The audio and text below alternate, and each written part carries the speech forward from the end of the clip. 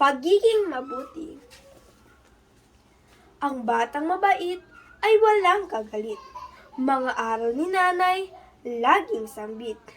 Ang kabutihan, kapantay ang langit. Disiplina sa sarili, huwag iwawaglit. Sa ating komunidad, ating alalahanin. Kaakibat nitong responsibilidad natin. Ugaliing magkaisa sa anumang gawain. Magtulungang may magandang layunin.